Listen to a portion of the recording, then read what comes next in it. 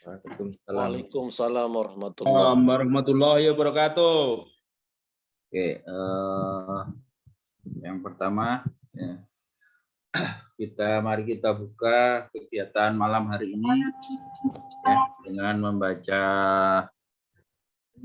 basmalah bersama-sama dan meluruskan niat kita. Semoga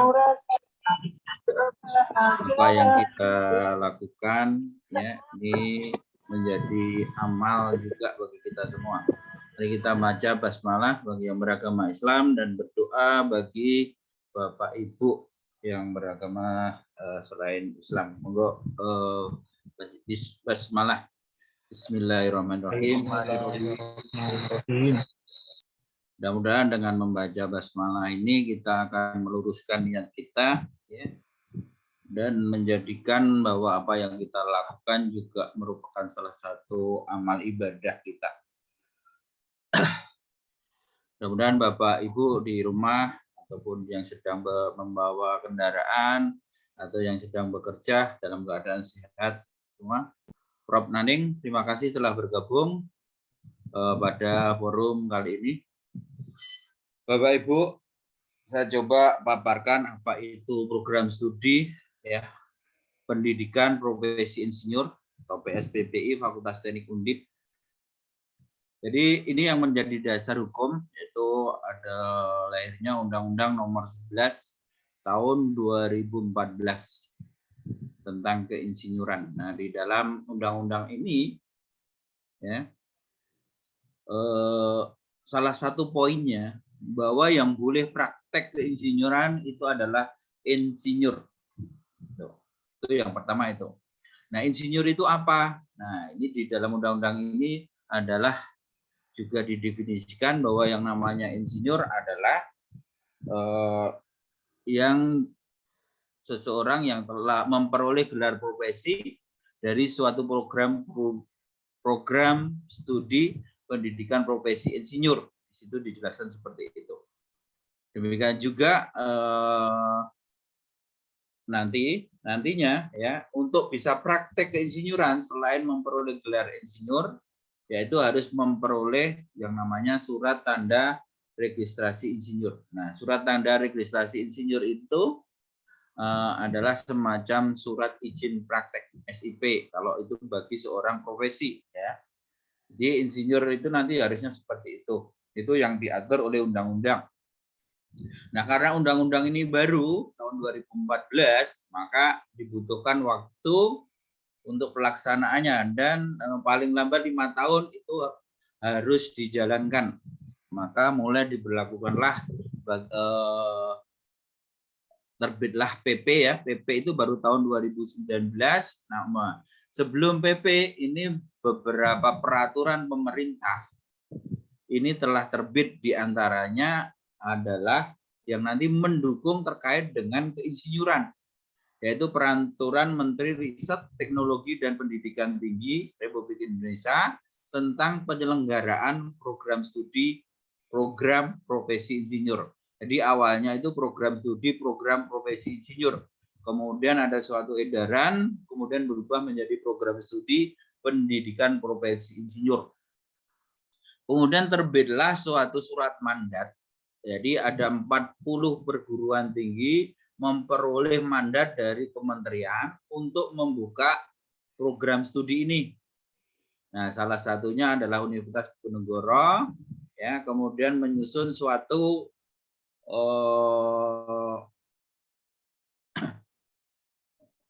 program studi. Jadi naskah akademik terlebih dahulu disusun, kemudian memperoleh persetujuan dari Senat Universitas Diponegoro sehingga terbitlah surat keputusan Rektor Undip. Nah, dengan terbitnya surat keputusan Undip ini maka Fakultas Teknik langsung bisa membuka program studi program profesi insinyur. Ini yang menjadi dasar-dasar hukum menjadi pelaksanaan kegiatan dari PSPBI Fakultas Teknik Undip. PSPBI Fakultas Teknik Undip kemudian menindaklanjutin pelaksanaannya sehingga memang berhak untuk meluluskan.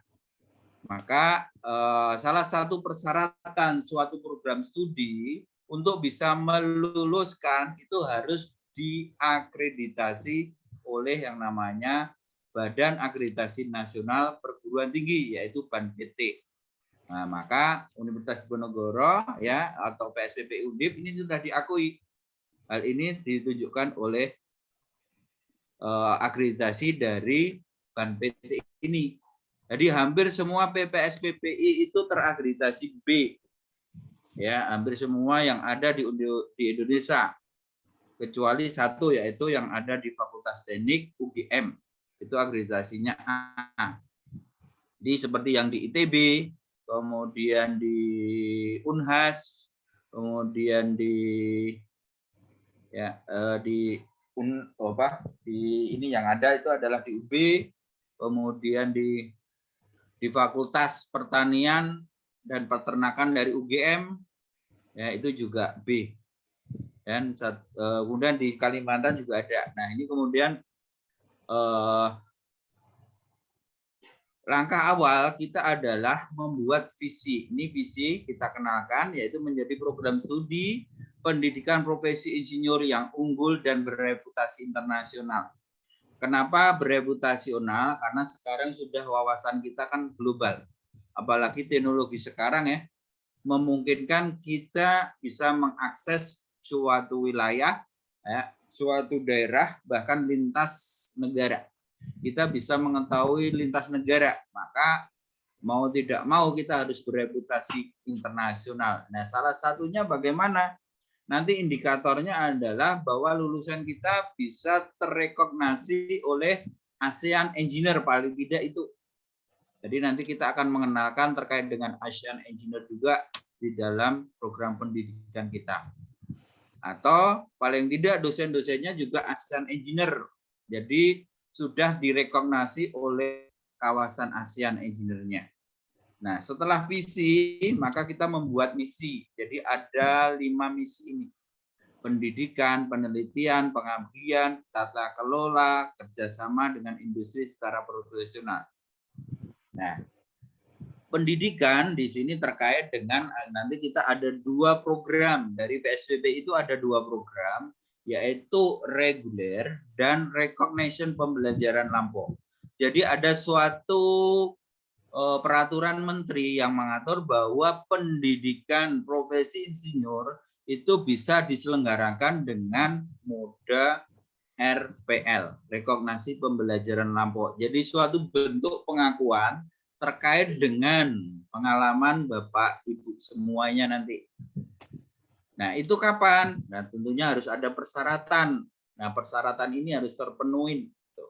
Kemudian menyelenggarakan penelitian. Nah, untuk menunjang misi ini, maka PSPP Fakultas Undip diantaranya adalah menyelenggarakan yang namanya laporan studi kasus.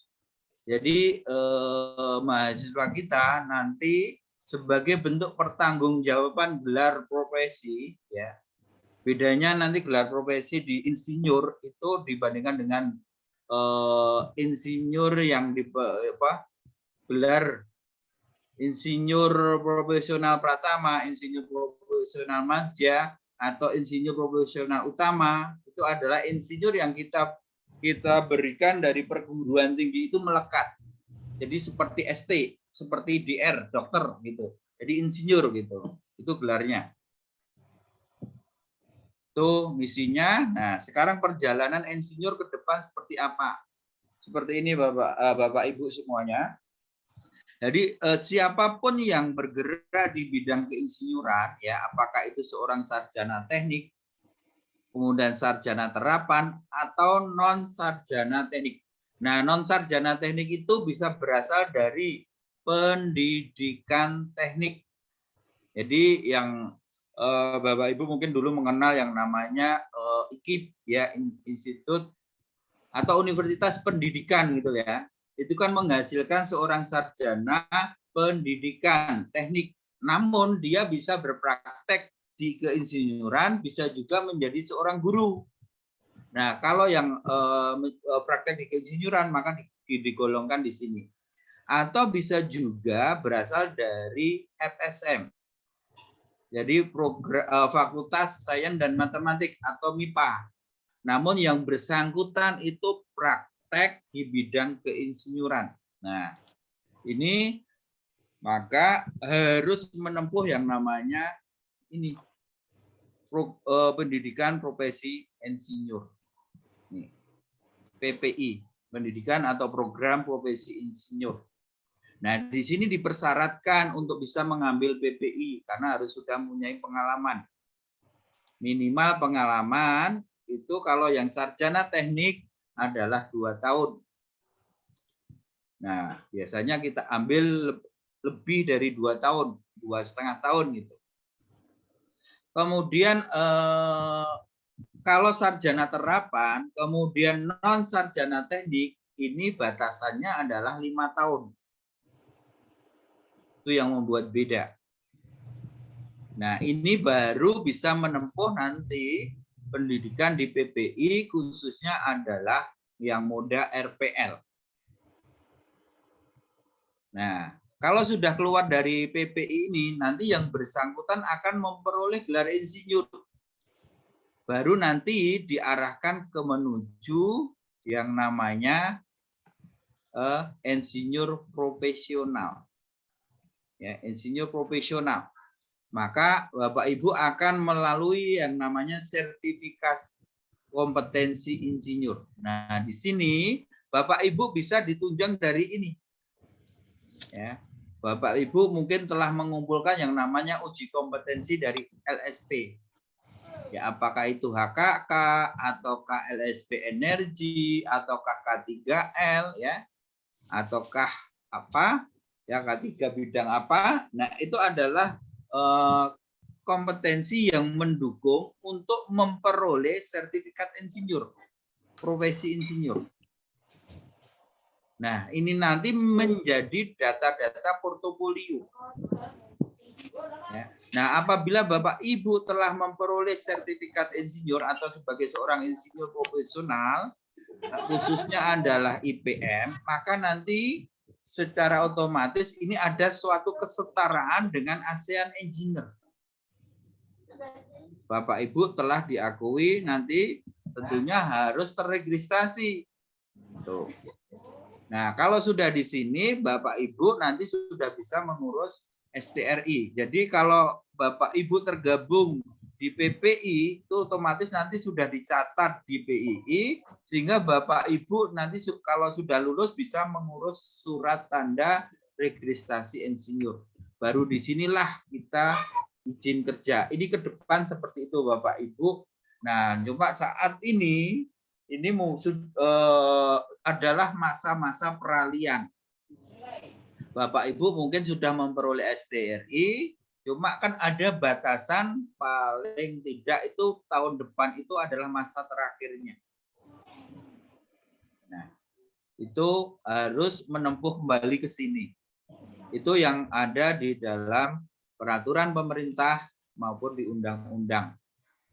Nah, kedepannya apabila Bapak Ibu ingin meningkatkan profesinya, jadi tadi kan ada 3, insinyur profesional pratama, insinyur profesional madya, insinyur profesional utama. Nah, ini Bapak Ibu bisa meningkatkan secara bertahap, tentunya dengan melaksanakan pendidikan keinsinyuran berkelanjutan. Bagaimana caranya? Yaitu dengan cara Bapak Ibu praktek keinsinyuran.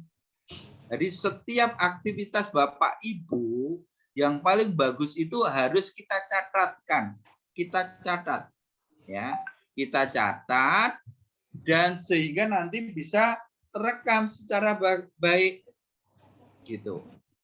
Jadi aktivitas menangani proyek apa, aktivitas melakukan riset apa, aktivitas belajar apa, itu segera dicatat di dalam suatu buku harian. Nah, sekarang buku harian itu sudah online Bapak Ibu, yang diwasilitasi oleh PII. Jadi kalau kita anggota PII, maka kita sudah mempunyai buku harian nanti. Nah, itu nanti akan otomatis kalau kita membuka, nanti bisa kita konversi ke arah formulir aplikasi insinyur profesional. Nah, ini akan kita ajarkan pada saat Bapak Ibu telah bergabung di PPI. Itu adalah perjalanan insinyur yang ada di Indonesia. Nah, sehingga PSPPI Undip itu menentukan atau merumuskan suatu profil ya lulusan dari PSPPI ini diharapkan seperti ini. Nah, maka dari profil ini ya mampu merencanakan, mengelola sumber daya di bawah tanggung jawabnya dan mengevaluasi secara komprehensif kerjanya dengan memanfaatkan iptek untuk menghasilkan langkah-langkah pengembangan strategis organisasi. Nah, ini terwujud di dalam paling tidak ya Bapak Ibu kan nanti harus melaporkan studi kasus. Jadi 1, 2, 3 ini terwujud dalam laporan studi kasus. Kompetensi Bapak Ibu atau profesionalnya inilah nanti terwujud pada saat Bapak Ibu melaporkan ke PSPPI dalam bentuk studi kasus karena modelnya adalah model RPL. Namun kalau bukan modal RPL ya modal reguler nanti akan ada beberapa perkuliahan. Nah, yang terakhir ini adalah K3 mengimplementasikan dalam praktek keinsinyuran etika profesi. Nah, di sini pun nanti ada di dalam portofolio Bapak Ibu. Itu Bapak Ibu harus bisa menuliskan seperti ini. Nah, Bapak Ibu kita coba saya jabarkan, ini adalah aktivitas keinsinyuran menurut undang-undang.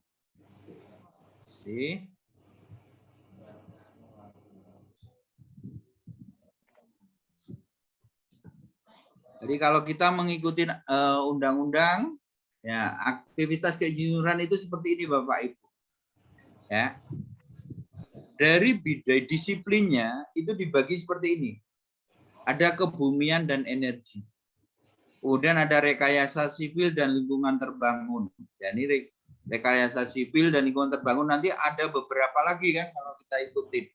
Kemudian ada industri, ada konservasi dan pengelolaan sumber daya, kemudian pertanian dan hasil pertanian, teknologi kelautan dan perkapalan, dan yang terakhir adalah aeronautika dan astronautika. Nah, PSPPI Undip itu ada 1 sampai dengan 6. Kenapa kita mengatakan 1 sampai 6? Karena program sarjana di PSPPI Undip ada 1 sampai 6. Kemudian aktivitas bidang dari keinsinyuran adalah pendidikan, pelatihan, teknik. Jadi kita yang ada di dunia perguruan tinggi, kita yang ada di Litbang itu ada di A dan B. Penelitian, pengembangan, pengkajian. Nah, itu kan kita ada dan B kadang ada di C. Konsultasi, konstruksi. Nah, kemudian ada manajemen industri, manufaktur, sumber daya mineral, ya, sumber daya alami atau hayati sampai dengan pengelolaan aset. Itu adalah termasuk aktivitas keinsinyuran. Tentunya hal-hal ini yang terkait dengan memang bidang-bidang keinsinyuran. Nah, kalau kita lihat gambarnya ini kan ada semua. Semua disiplin teknik ya, itu ada. Tuh. Nah, sehingga dari forum komunikasi merumuskan suatu kurikulum. Nah, inilah kurikulum yang ada.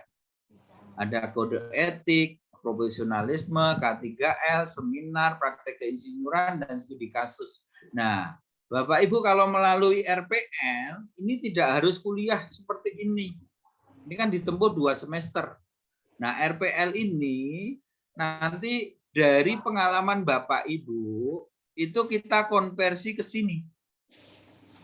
Ya, Bapak Ibu sudah praktek keinsinyuran, ini sudah otomatis. Nah, nanti tinggal ya kalau di kita yang laporan studi kasus itu nanti kita mantapkan di dalam bentuk laporan dan wawancara. Nah, lainnya adalah dari portofolio Bapak Ibu. Seperti itu. Nah, ini dasarnya rekognisi. Jadi memang ada rekognisi pembelajaran lampau. Jadi ini sebenarnya diatur untuk berbagai program studi, namun baru PSPPI yang menerapkan rekognisi pembelajaran lampau. Ini ada tata caranya. Nah, tata cara inilah yang kita terapkan di PSPPI dimanapun. Dan yang membuat beda PSPPI Undip adalah adanya laporan studi kasus. Jadi apa yang kita dapatkan insinyur itu membuat kita bangga karena memang ada yang kita laporkan, bukan hanya pengakuan berdasarkan portofolio, tapi ada suatu pekerjaan secara ilmiah. Nah, RPL sendiri ini adalah pengakuan atas capaian pembelajaran seseorang yang diperoleh dari pendidikan formal. Jadi, Bapak Ibu memperoleh S1, S2, S3, ya. Nah, ini nanti akan diakui di sini. Atau non formal, Bapak Ibu mengikuti workshop, ya, pelatihan secara online maupun secara offline. Selama Bapak Ibu bisa membuktikan, itu akan diakui. Bagaimana caranya membuktikan? Yang paling gampang adalah sertifikat. Yang paling mudah lagi adalah foto keikutsertaan. Itu pentingnya. Dan pengalaman kerja ke dalam pendidikan formal. Jadi pendidikan formal, non formal, pelatihan tadi atau pengalaman kerja ini ditulis dalam portofolio, nanti akan kita konversi ke dalam kurikulum tadi. Nah, caranya bagaimana Bapak Ibu? Inilah. Ya, ini ada langsung, tidak langsung, dan ada tambahan. Nah, Undip memakai ini semua Bapak Ibu. Observasi langsung itu kita lakukan, yang ini yang terlepas. Yang ada adalah ujian lisan. Nanti dari langsung itu kita melalui ujian lisan Bapak Ibu. Kemudian yang tidak langsung, nah ini dari laporan studi kasus, penilaian terhadap hasil pekerjaan. Kemudian kajian terhadap pekerjaan yang telah dilakukan, nah ini portofolio. Nih. Kemudian yang tidak, tambahan lainnya adalah ini ada pernyataan. Jadi di portofolio nanti kita tuliskan pernyataan tertulis. Nah, ini ada laporan tertulis juga kan? Nah, ada beberapa mahasiswa yang kita buat catatan kerja. Kenapa? Karena secara evaluasi itu kita rasa kurang. Maka kita memberikan laporan catatan kerja. Nih, observasi. Bertanya, ini wawancara, nanti kan pada hasil kerja tadi udah. Portofolio, nih. Referensi ini juga ya, kegiatan struktur. Nah, perjalanannya seperti ini Bapak Ibu. Bapak Ibu harus melalui yang namanya PMB. Jadi penerimaan mahasiswa baru. Di mana? Ya tentunya kita harus mengikuti aturan yang ada di Undip. PSPPI berada di Undip, maka PMB-nya ditanganin oleh LP2MP. Nah, ada dua jalur, yaitu jalur biasa dan jalur kerjasama. Jadi kerjasama atas nama institusi. Itu ya tidak harus asal satu institusi. Yang penting ada institusi penanggung jawab. Tuh. Jadi nanti ada suatu perjanjian kerjasama, kemudian kalau itu ada yang dari luar, berarti direkrut aja. Yang penting ada PKS-nya, kemudian akan kita lakukan suatu penerimaan mahasiswa tersendiri. Ya. Nah, di sini ada proses yang namanya pembayaran dulu Bapak Ibu. PMP itu melalui pembayaran kurang lebih senilai 750.000. Nah, di sini ada tes potensi akademik, tes bahasa Inggris. Nah, kadang kalau Bapak Ibu memiliki TOEFL, itu bisa direkognisi juga. Nah, di sini PSPPI lebih cenderung ke arah formalitas. Mengapa cenderung formalitas? Karena pengalaman Bapak Ibu menjadi prioritas kita. Baru kemudian ada pengumuman PMB, nanti baru melaksanakan registrasi ulang, yaitu dengan cara pembayaran SPP. Nah, setelah Bapak Ibu membayar SPP sebesar 10 juta, nah 10 juta ini alokasinya untuk apa? Saya jabarkan di sini Bapak Ibu, 7,5 juta untuk undip. Ya, alokasi yang tahu adalah universitas, 7,5 juta. Nah, yang 2,5 juta ini kita alokasikan untuk yang pertama, pendaftaran PII. Jadi kalau Bapak Ibu ini sudah masuk ke PSBBI, maka kita akan mendaftarkan ke PII. Nah, bagi yang telah terdaftar, nah inilah yang agak rugi karena di situ tertulis uang pendaftaran PII. Nah, apakah nanti bisa digantikan dengan uang iuran di PII? Nah, monggo itu nanti coba diusahakan. Nah, yang pertama itu. Kemudian yang kedua, sekitar 2 jutanya itu untuk pengurusan sampai insinyur profesional. Jadi Bapak Ibu itu nanti kalau dalam 1 semester bisa menyelesaikan FAIF dan wawancara, maka Bapak Ibu akan memperoleh insinyur. Yang kedua adalah insinyur profesional. Dan ini telah banyak yang mengalami seperti itu, yang berhasil.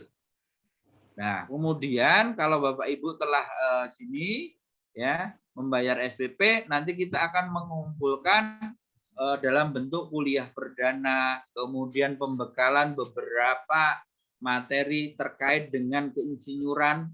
Biasanya kita akan menyesuaikan dengan kebutuhan dari mahasiswa.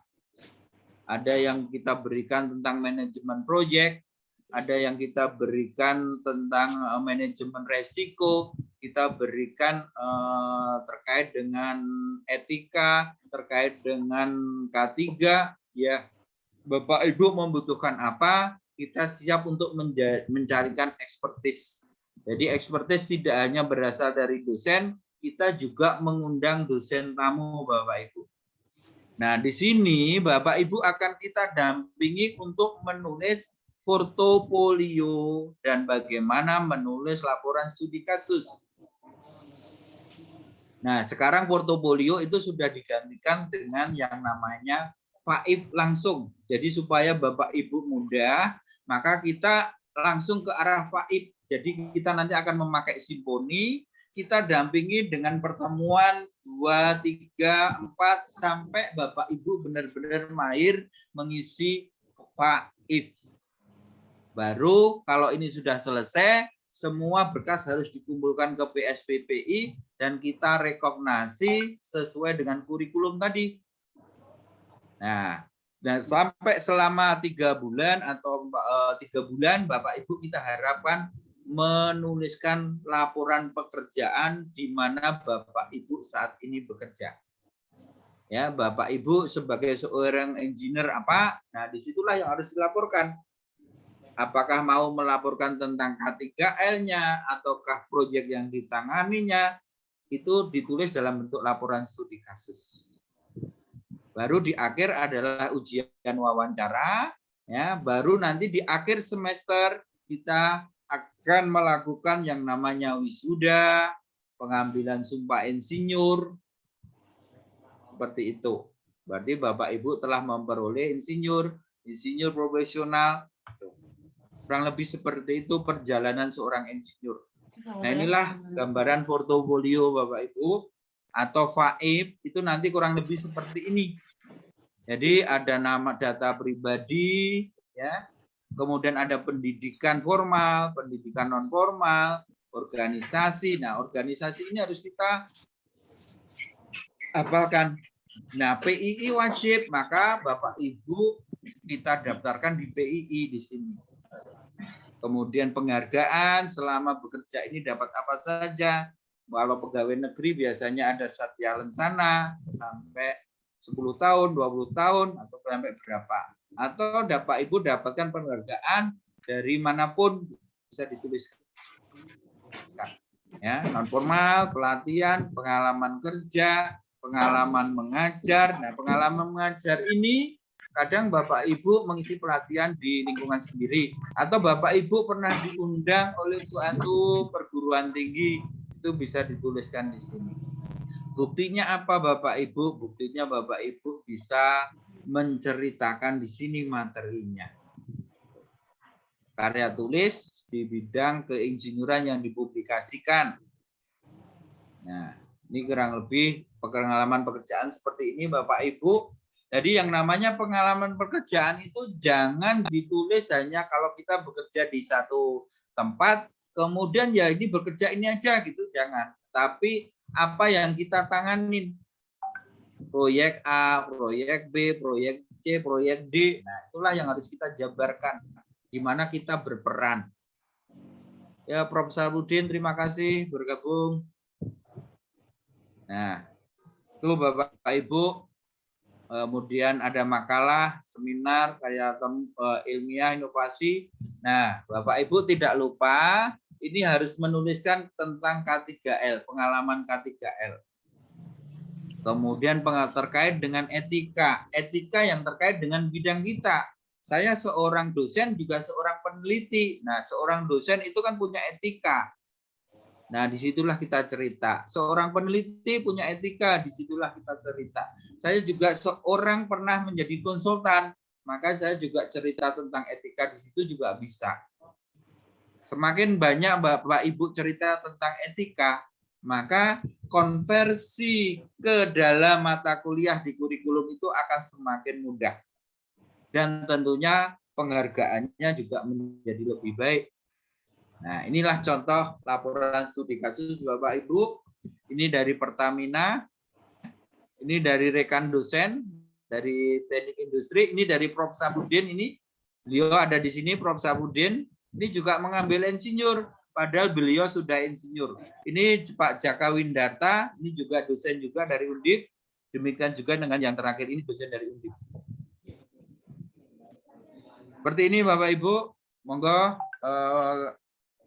mungkin ada yang akan kita diskusikan. Kita buka forum diskusi. Ada Prof. Sapudin, nanti bisa membantu memberikan penjelasan bagi Bapak Ibu yang ingin memperoleh gambaran lebih detail tentang PSBBI Fakultas Teknik Undip. Monggo Pak Chandra.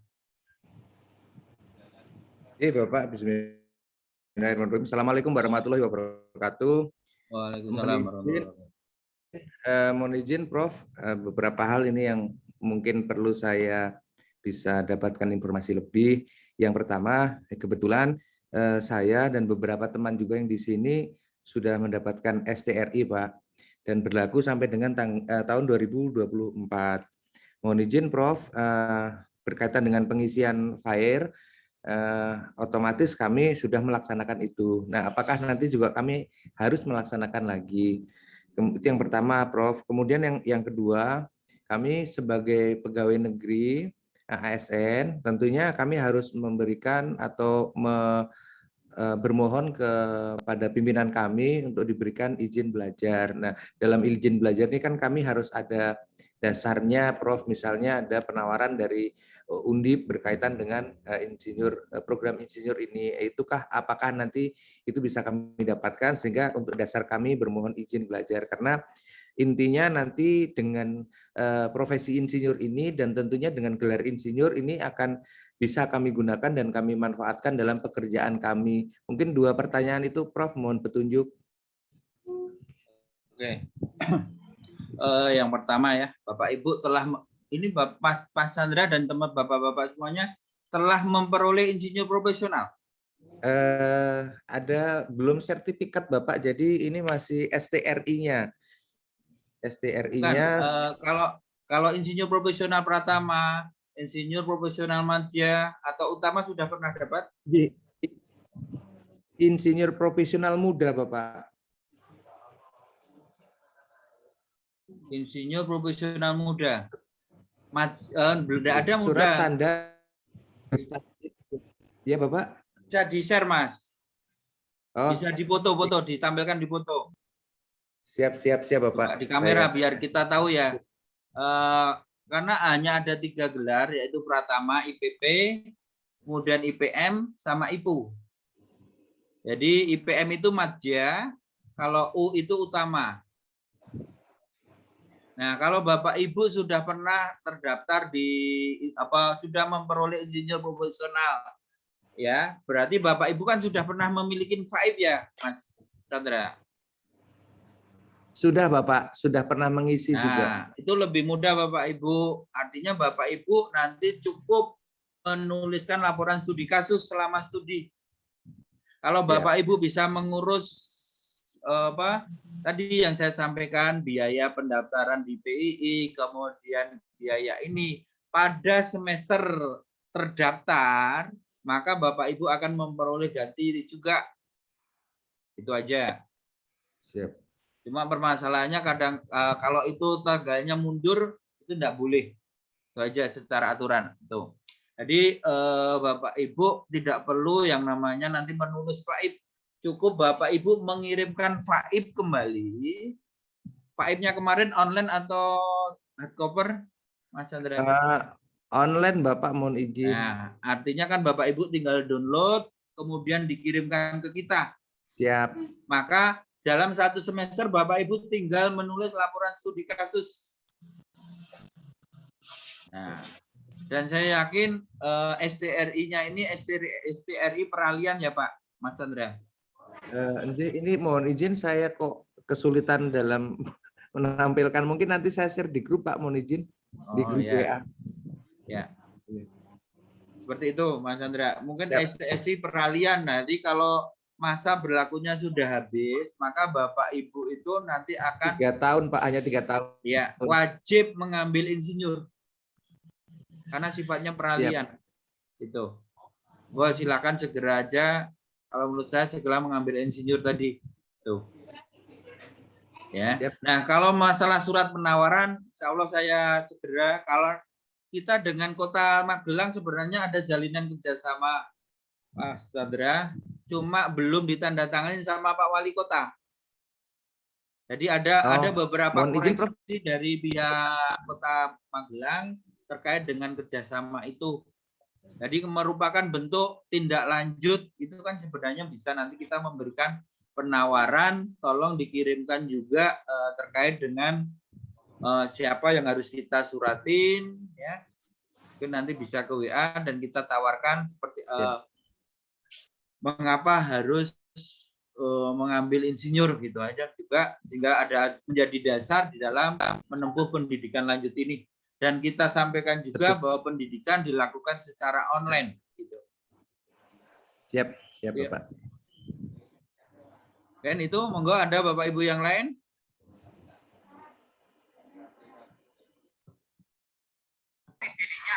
Prof. Widayat, boleh tanya? Ya. Ini kaitannya dengan saya mengikuti tadi, tapi di awal agak terlambat sedikit gitu. Nah, tadi kan intinya harus mengumpulkan semua bukti terkait dengan aktivitas yang dilakukan, terkaitkan dengan ini. Nah, itu berlaku berapa tahun ke belakang, karena kadang-kadang dokumen itu dicari tidak ketemu. Terus tadi dikatakan foto pun akan bisa mendukung, begitu ya. Nah, untuk kasus-kasus yang kita kesulitan karena kalau yang sudah berlalu agak lama itu biasanya karena dokumentasinya tidak bagus. Nah, untuk mengatasi hal tersebut bagaimana?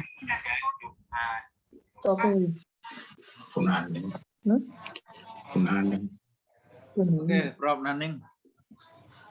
Bukti yang kuat, sertifikat. Bukti yang kedua, foto. Bukti yang ketiga adalah laporan. Nah, kalau hal-hal tersebut tidak ada ya, Prof. Naning, maka sebenarnya selama Prof. Naning itu bisa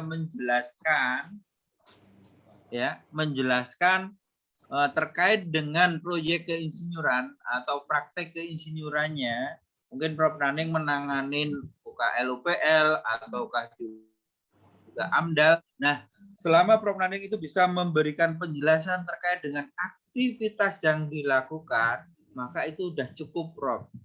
Kemudian nanti tinggal ditambahkan bukti surat pernyataan telah melakukan ini diupload di Paip. Oke.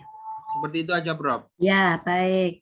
Karena untuk yang lama-lama itu ya itu tadi karena filing dan dokumentasi tidak bagus, jadi mencari bukti itu kan agak susah begitu ya. Tapi kalau untuk yang sudah mulai ada scan dan lain-lain itu kayaknya masih bisa dicari ke belakang begitu ya. Baik, Ya, kalau memang dengan kelemahan iya. kita, Prof. Jadi semuanya seperti itu. Ya, baik. Terima kasih. Kemudian ini ada pertanyaan secara chatting. Ya. Ada yang pertama, kalau pengalaman kerja freelance apakah bisa dimasukkan dan diakui? Sangat bisa, Bapak Ibu, Pak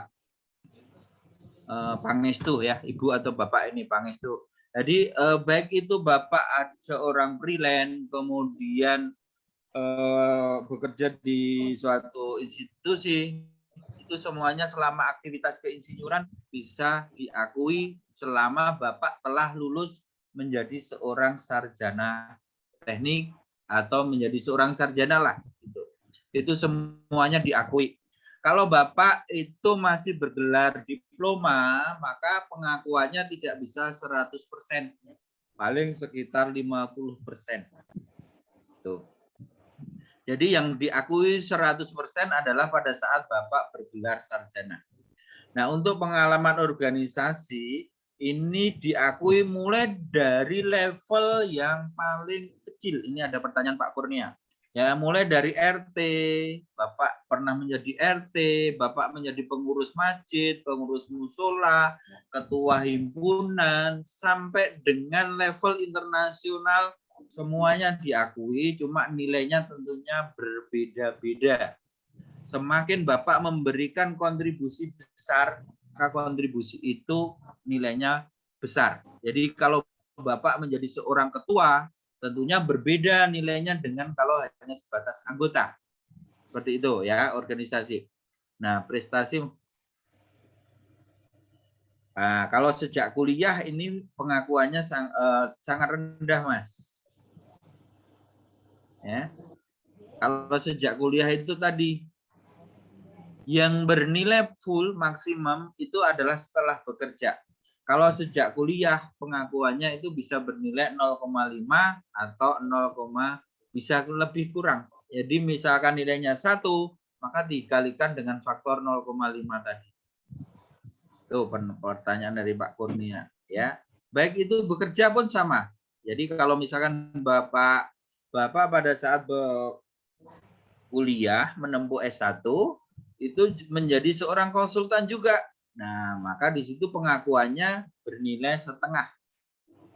Tidak bisa maksimum. Itu. Bisa? Dimengerti Pak Kurnia? Monggo ada yang lain Bapak Ibu?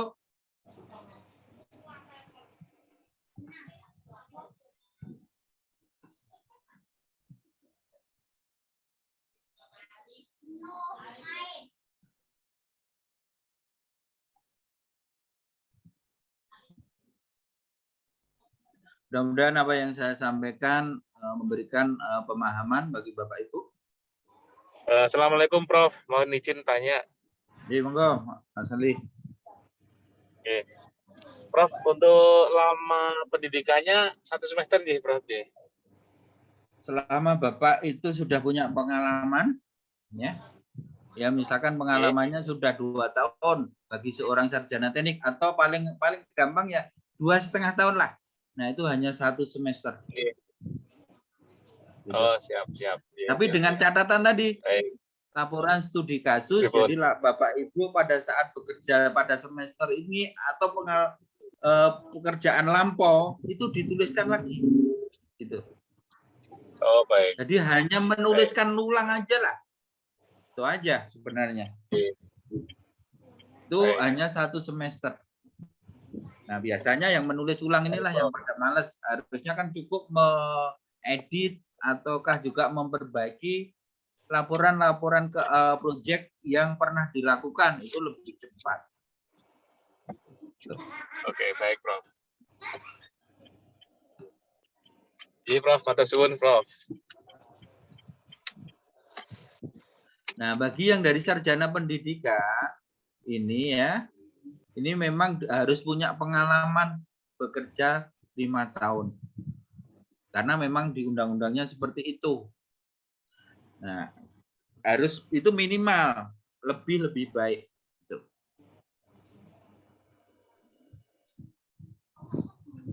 Itu yang membedakan dari pendidikan teknik maupun seperti Prof. Naning ini dari biologi. Nah, ini beliau sudah lebih dari 20 tahun ini. Maka tidak perlu yang namanya reguler, langsung RPL bisa. Misalkan prakteknya sudah lama. Dan ini dari Pak Andi.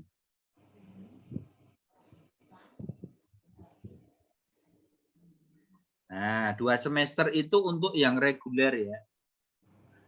Reguler itu apabila pengalamannya kurang. Jadi kalau kita evaluasi dari portofolio Bapak Ibu nanti kurang, maka itu harus reguler 2 semester. Tapi kita kadang mengambil kebijakan kalau secara akumulasi Bapak Ibu sudah punya pengalaman 3 tahun, nah pada semester berjalan ini kita akan memberikan penugasan. Sehingga capaian pembelajaran yang Bapak Ibu peroleh itu ya nanti kita harapkan sama. Misalkan apa tugasnya apa? Misalkan Bapak Ibu kita minta menuliskan laporan implementasi K3 di saat Bapak Ibu sedang bekerja. Bapak Ibu melaporkan terkait dengan etika. Itu adalah tugas-tugas yang kita berikan seperti itu. Jadi itu. Jadi kembali lagi kepada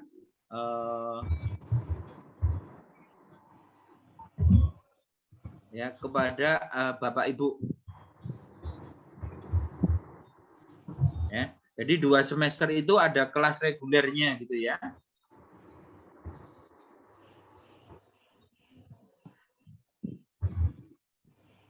Nah, tugas ini apa?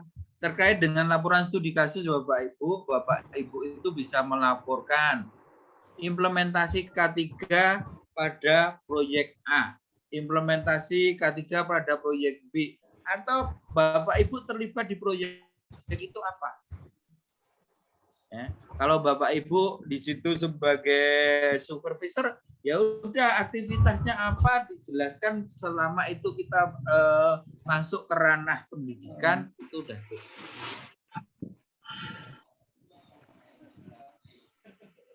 Nah, tugas yang kita berikan itu berbeda ya. Tugas itu ya hanya untuk memenuhi capaian tadi.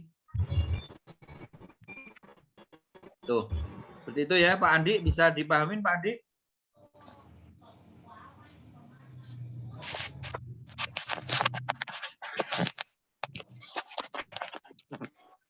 Halo Pak Andi?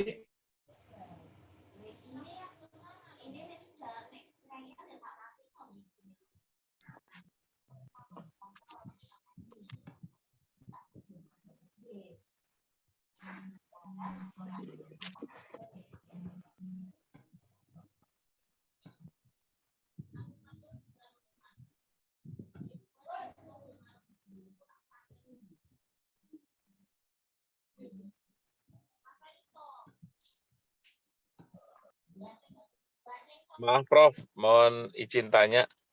Untuk pembukaannya kapan, Prof?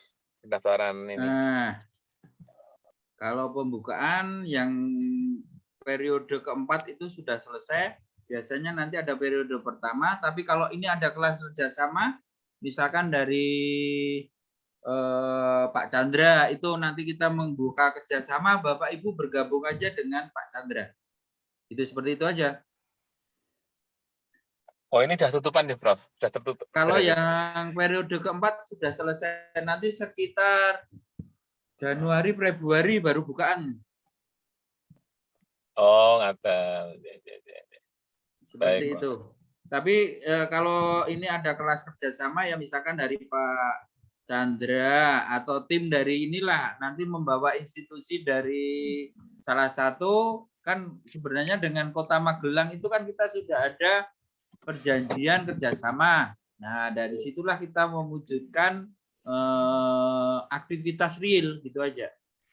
Jadi seperti contoh kita ada kerjasama dengan Adikarya, maka itu bisa kita buat PMB tersendiri. Jadi kita bukaan setiap semester itu 2 kali, Bapak Ibu.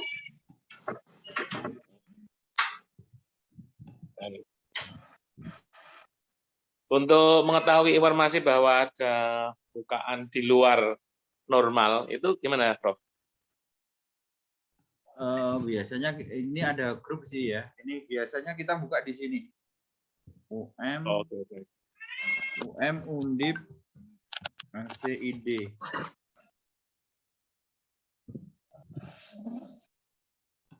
Jadi Bapak Ibu bisa berkunjung ke sini. Nah, di sini yang kemarin kan ujiannya di sini, pengumumannya tanggal 19 kemarin. Sini. Nah, kecuali ada kerjasama tadi, itu baru bisa disusulkan.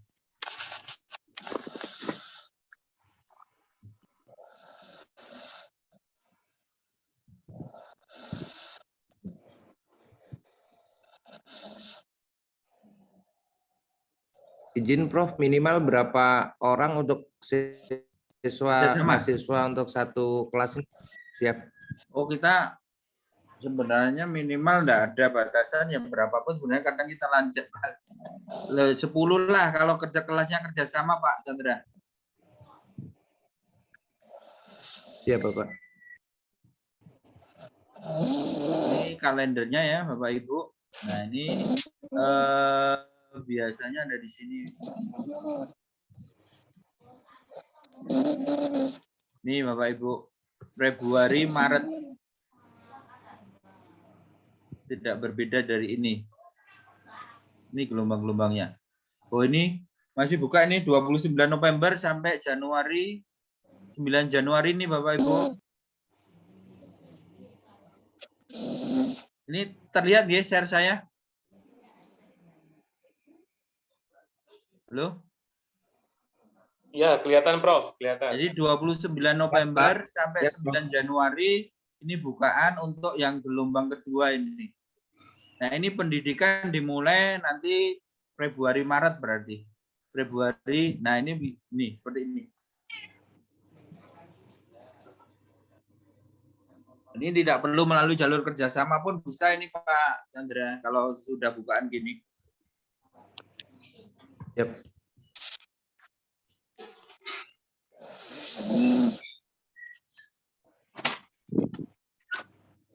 Izin, Prof. Monggo Bapak Ibu ada yang lain? Izin, Prof. Yuk, monggo. Terkait dengan bidang kerja. Okay. Izin, saya Restu, Prof, dari Pekalongan. Yuk, monggo Pak Restu. Oke, mau nanya, kebetulan posisi sekarang untuk saya posisinya tidak di bidang teknis saya yang sebelumnya, yang kebetulan saya dulu di teknis, kemudian sekarang saya di protokol. Nah, terkait dengan kegiatan-kegiatan ini kan dimungkinkan besar kalau langsung kait dengan teknis kami tidak memiliki, tetapi kami seringkali mendampingi dalam hal MONEF, monitoring evaluasi terhadap pekerjaan-pekerjaan yang lain, misalkan di Dinas Pekerjaan Umum, kemudian di pertanian, kemudian dan lain dan sebagainya. Apakah kegiatan-kegiatan tersebut bisa diakui nantinya, Prof? Ya, Pak Restu kan sebagai ini toh monitoring kan? Ya, MONEF. Dan di situ kan ada bentuk pertanggungjawaban kan Bapak. Bapak kan mempertanggungjawabkan ke atasan juga kan? Ya, betul. Nah, ya. MONEF-nya tapi tidak langsung, dalam artian kami sebagai tim saja sebetulnya.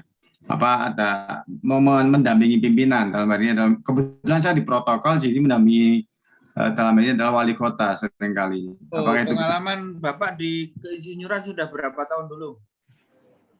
Saya sudah sama dengan Pak Chandra.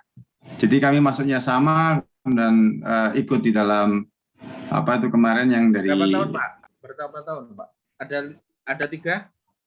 Belum. Ada 2? Iya, kalau saya sebetulnya kalau kuliahnya dulu kan di teknis Pak, teknik transportasi ya. Nah, itu sudah setelah lulus bekerja berapa tahun Pak? Bekerjanya sudah lama dari 2006 Pak. Saya S2. Ya, sudah tidak masalah tuh Pak, pengalamannya sudah banyak kok. Cukup, cuman memang 2 tahun terakhir ini saya keluar dari bidang teknis tersebut, tapi tidak apa-apa berarti ya Pak ya. Tidak masalah kan? Iya. Yang penting Bapak nanti bisa mengangkat ya suatu kasus saja lah. Mungkin kan salah satu kasus yang mudah kan implementasi K3. Bapak kan bisa menanyakan pada saat munep itu gitu loh. Atau komunikasi dengan pelaksana proyek-proyek kan gampang itu Pak. Iya. Membawa foto-foto, tinggal menulis gitu aja kan gampang. Oh, berarti bisa ya Prof ya? Kita harus langsung teknis di bidang kerjaan yang sekarang itu Prof ya? Kan nanti suatu saat Bapak kan akan pindah lagi ke insya Allah. Kan? Itu aja antisipasi itu aja Pak. Iya betul. Oke. Jadi itu Prof, terima kasih Prof. Matur nuwun. Waalaikumsalam. Ini Pak Kurnia ini dari pendidikan ya Pak? Pak Kurnia? Halo?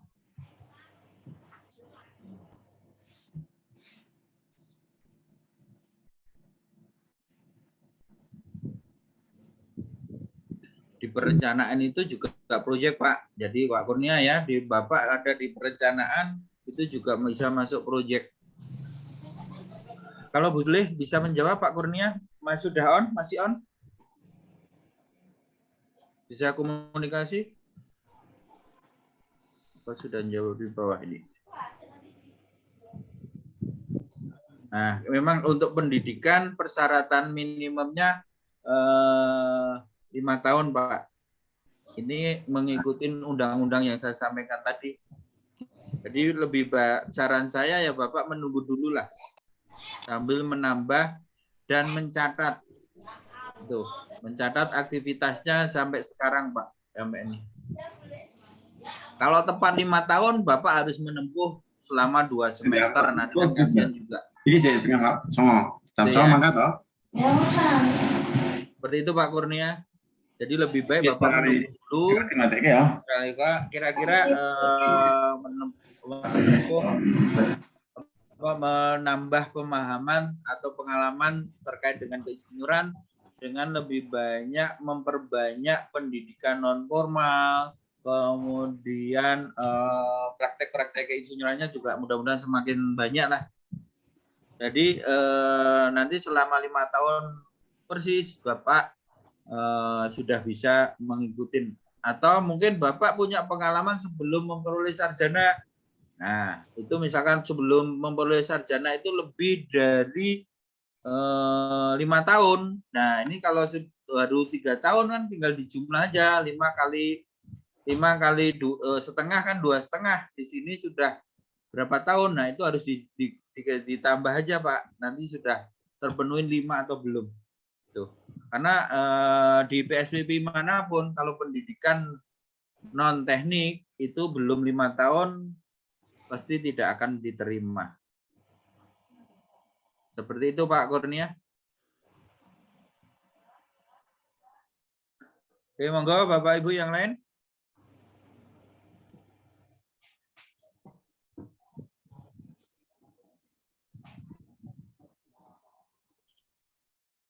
Prof, selamat malam. Selamat malam, monggo. Perkenalkan saya Bagus dari Polres Teknik Tidar.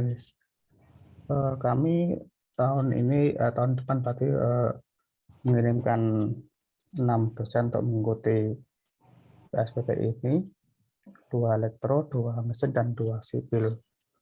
Itu yang elektro dan kalau PSTRI sudah dapat semua, cuma yang SIP, kayaknya yang sudah dapat baru yang elektro sama yang mesin di IPM. Pak ini ya. Gimana, Prof? Yang sudah siapa Pak? Pak siapa lupa saya. Saya Dekannya itu loh. Pak Sabto. Ya, Pak Sabto. Ya, Pak Sabto sudah tahun kemarin nih. Ya. Ini ikut lagi, Ini Pak. itu kan kita mengirimkan 6 dosen lagi yang ikut sekarang. Oh, oke. Itu nanti saya sampaikan, Pak. Oh ya. Tadi saya sampaikan bahwa kita yang sudah dapat SIP IPM itu yang mesin sama yang elektro dari IPM. Yang sipil mungkin karena harus ikut ini dulu, belum sudah ngisi vibe tapi mungkin belum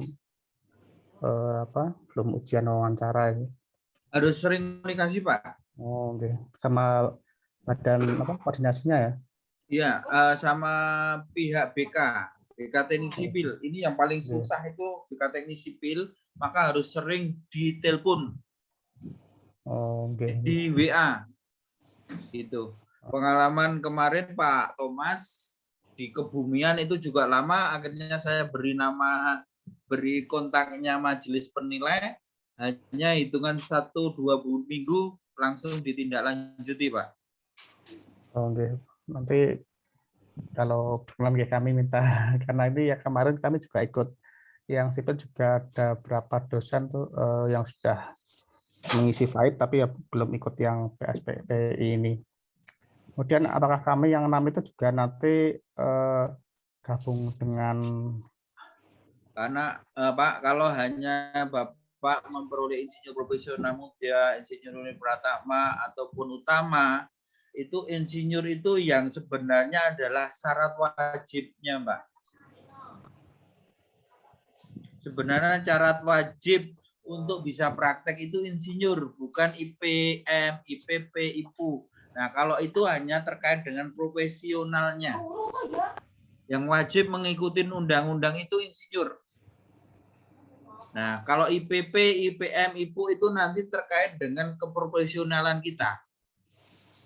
Jadi Bapak kalau ke depan nih, misalkan itu kan seperti IPP, IPM, IPU itu kan seperti dokter spesialis kalau itu di dokter ya. Nah, maka kalau IPP itu sebenarnya sudah lebih spesialis daripada IPM, itu lebih spesialis daripada IPP. Nah, IPU itu yang paling spesialis. Kalau di dokter ya sudah jadi konsultan gitulah. Spesialis yang sudah menjadi konsultan. Sebenarnya targetnya seperti itu. Nah, ada beberapa departemen yang sudah mempersyaratkan seperti itu. Misalkan untuk penanggung jawab ini harus sudah IPM, harus untuk yang penanggung jawab ini harus sudah IPU, nanti udah akan seperti itu, Pak. Tapi kalau hanya syarat wajib, itu sebenarnya yang insinyur ini. Tuh, kalau kita ngikutin undang-undang dan peraturan pemerintah, syarat wajib praktek keinsinyuran itu ya insinyur. Itu yang harus kita penuhin kan itu sebenarnya. Dan ini melekat. Kalau IPP, IPM, IPU, Bapak tidak membayar iuran, sudah tidak boleh pakai. Oke. Monggo Bapak Ibu. Itu Mas Chandra sudah nge-share nomor WA, silakan yang akan bergabung.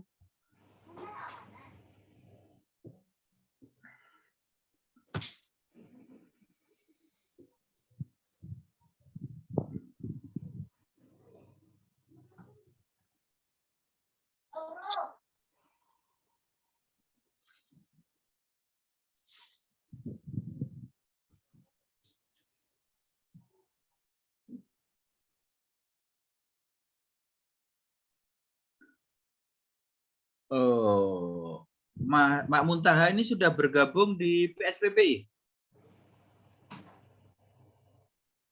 Sudah, Pak. Maksudnya yang kemarin ujian itu, Pak, ya?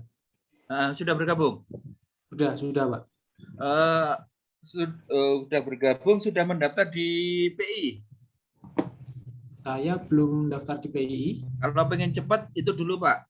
Bapak mendaftar di PII, buktinya dikumpulkan, ya. kalau bisa minta ditanggalkan Januari itu Pak.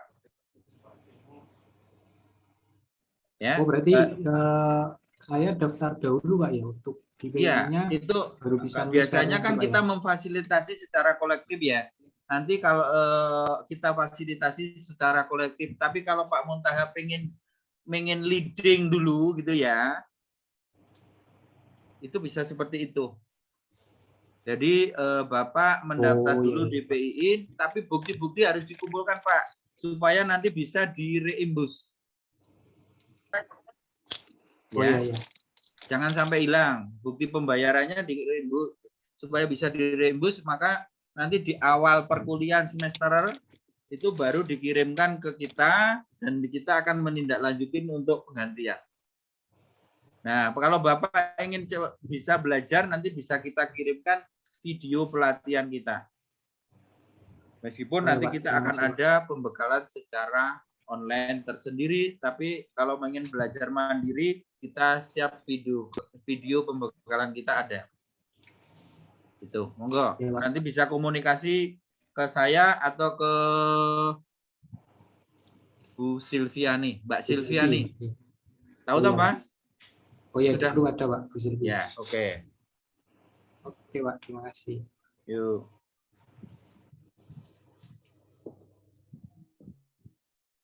Monggo, yang lainnya.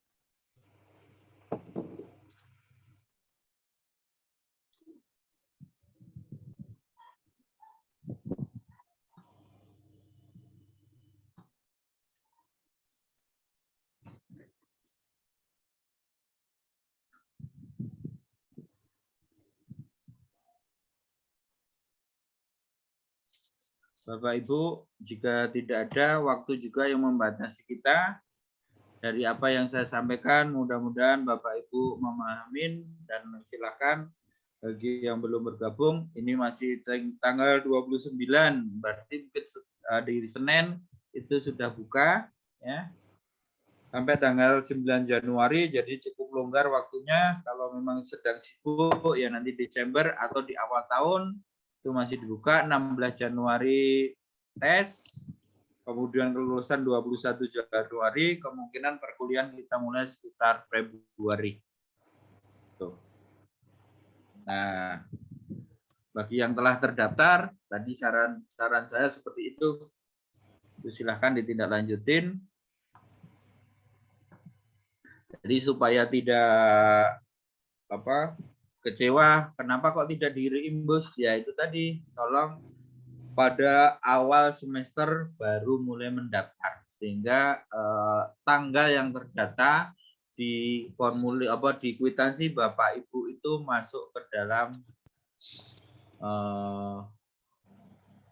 tanggal semester berjalan, jangan sebelumnya. Ini kan ditutup Desember, nah semester berjalan di Bapak Ibu itu kan Januari. Tuh kalau yang sudah terdaftar. Itu yang bisa saya sampaikan, mudah-mudahan bisa menambah pemahaman kita, ya, mendorong kita untuk memenuhi persyaratan dari Undang-Undang Keinsinyuran. Kalau ada kekurangannya saya mohon maaf. Bila itu baik walidayah. Assalamualaikum warahmatullahi wabarakatuh. Waalaikumsalam warahmatullahi wabarakatuh. Terima kasih, Prof. Waalaikumsalam warahmatullahi wabarakatuh. Saya close ya Bapak Ibu. Siap, Prof. Terima kasih. Monggo salam sehat Pak Chandra.